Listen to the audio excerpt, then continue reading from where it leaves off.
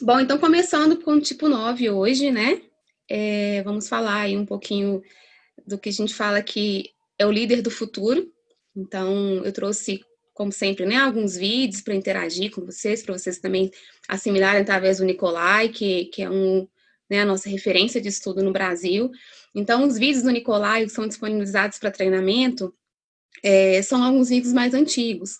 O conteúdo é o mesmo, nada mudou, mas muitas vezes eles trazem algumas referências de acontecimentos da época. Então, vocês vão ver algumas informações sobre a Copa do Mundo, isso vocês podem relevar, mas todo o conteúdo, ele continua muito fiel, tá? O que está sendo utilizado hoje em dia. Então, a gente tem aí como pessoas famosas do tipo 9, né? Tom Jobim, Ronaldinho, Walt Disney, Kevin Costner e Abraham Lincoln. Quem é o tipo 9? Vamos entender um pouquinho desse tipo, então. Ele é o mediador, o pacificador, o formador de equipes, o negociador. Então, o que ele busca, o tipo 9? Ele busca harmonia, consenso e inclusão. A autoimagem, né, como ele se identifica, eu sou feliz. Então, o tipo 9, ele vai criando essa fantasia, né, que ele é feliz porque ele não tem problema com ninguém, ele não tem conflito. Então, ele sempre atua ali como mediador, como uma pessoa que vai sempre buscar a paz. Todo momento que ele tiver ali diante de alguma situação conflituosa para ele, ele vai tentar ali sempre intermediar os dois lados.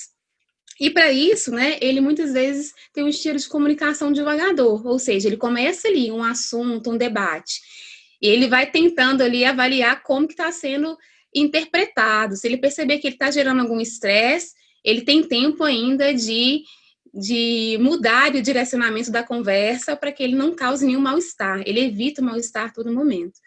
Enquanto liderança, então, a gente tem, né, como dom de liderança, alguém que vai buscar sempre a inclusão e o consenso, então, vai ser aquele líder que vai escutar, vai tentar ali ver qual que é o melhor de todos os lados para conseguir ali direcionar de uma forma para que todo mundo fique satisfeito. Então, tem um lado positivo, mas muitas vezes também tem um lado negativo da liderança, que é uma pessoa não assertiva, muitas vezes ela vai esquecer as prioridades, procrastina e pode se tornar muito agressivo, passivo. Então, o que é isso, né?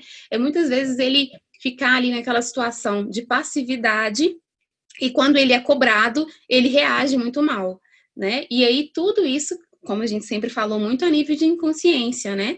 Então ele não consegue perceber que que ele está esquecendo das prioridades, que ele não está conseguindo ali caminhar no ritmo que é solicitado para ele.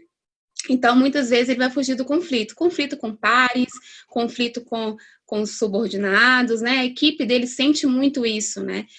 Muitas vezes a equipe fala, né? Eu falo alguma coisa para o meu gestor e ele acaba não se posicionando. Então, a gente vê muito isso quando um gestor foge muito dos conflitos. Uma frase bem marcante do tipo 9, né? Você estará bem se os que te rodeiam também estiverem bem. Então, o tipo 9, ele vai a todo momento, pensem nisso, a todo momento ele vai buscar ali a paz e ele vai fugir do conflito de todas as formas possíveis. Então, qual que é a motivação do tipo 9, né? Ele quer ter paz.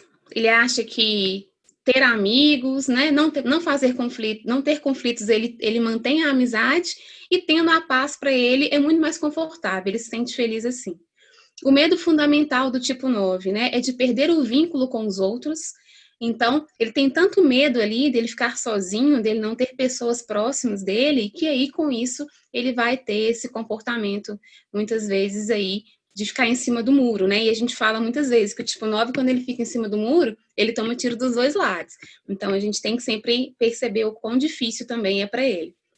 O vício emocional do tipo 9 a gente chama de inércia ou preguiça, né? Então, o que seria isso para o tipo 9? A gente vai falar assim, não, mas eu gosto de trabalhar, eu não sou preguiçoso. Mas quando a gente fala dessa preguiça, dessa inércia do tipo 9, é muito mais uma preguiça linkada às coisas pessoais dele. Então, assim, muitas vezes, quando tem algo que precisa ser feito, algo que é realmente importante, ele vai procrastinar. E aí dá uma preguiça, vai falar assim, nossa, eu vou ter que lidar com isso, meu Deus, que preguiça. Ele vai procrastinando, colocando debaixo dos papéis ali, colocando na gaveta, e aí muitas vezes ele esquece de fazer, o prazo finaliza, ele não entregou. Então é um vício emocional muito grande, que é o esquecimento de si para não ver o que incomoda. Então, quando a gente fala ali, pode ser de esquecimento de tarefas e muitas vezes das próprias necessidades também. Então, o tipo 9 é aquele muito do você que sabe? Quando a gente fala assim, o que a gente vai fazer? Aí o tipo 9 fala, você que sabe. Né? Assim, o que realmente importa para ele sempre fica em segundo plano. Mas aí a gente vai entender que o tipo 2, aqui um pouquinho mais para frente, também se comporta assim. Mas aí a gente vai entender também que a motivação desse comportamento é diferente. Aquilo que a gente tinha falado antes. Muitas vezes os tipos eles podem se confundir no comportamento, mas quando a gente vai avaliar a motivação e o vício emocional, a gente percebe que é tudo bem diferente. O mecanismo de defesa do tipo 9 é a narcotização. Então, o que significa narcotização para o Enneagrama, né? É uma forma de anestesiar tudo que está acontecendo. Então, muitos tipo 9, no final de semana, né? Se eles estão com algum problema no trabalho, o que eles vão fazer? Eles vão andar de bicicleta o final de semana todo, vão entrar na maratona do Netflix, ou seja, eles vão narcotizar, eles vão anestesiar o problema interno que eles têm ali, a dúvida, alguma situação crítica, seja no relacionamento, né, no trabalho, para que eles possam ali anestesiar e voltar só quando realmente for preciso. Então, é um mecanismo de defesa porque lidar com o conflito, seja externo ou interno, causa um desconforto muito grande. Então, ele vai anestesiar dessa forma. Uns vão para bebida, outros podem ir para o cigarro, enfim. Não necessariamente tem a ver com nenhum tipo de droga, que a gente pode falar aqui assim, né? Mas a narcotização aí pode ser qualquer coisa, vai para comida, qualquer coisa que a pessoa ela vai ali ter como uma fuga, né? E aí não ter que lidar com conflito interno ou externo. A fixação ao pensamento repetitivo é o comodismo. Então, por falta de energia, toda vez que algo importante tem que ser resolvido. E, assim, as pessoas não conseguem muitas vezes entender, né? Quem é tipo 9 tem muita dificuldade, porque é algo que paralisa. E quanto maior a pressão, mais paralisado fica.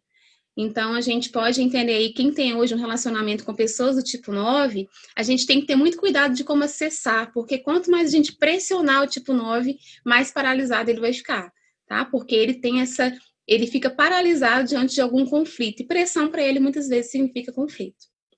O desejo fundamental do tipo 9, então, é sempre estar em paz, né? Em paz, confortável, não deixar a vida me levar. Então, essas são as características mais importantes do tipo 9. Vou colocar um vídeo do Nicolai para vocês escutarem. Ele traz de uma forma sempre muito divertida, um pouquinho dos tipos, e como a gente falou ontem, para não esquecer, sempre aqui a gente vai estar pensando no estereótipo, ou seja, algo muito mais próximo do nível baixo de consciência, né? E as pessoas elas podem ter já um outro nível de evolução.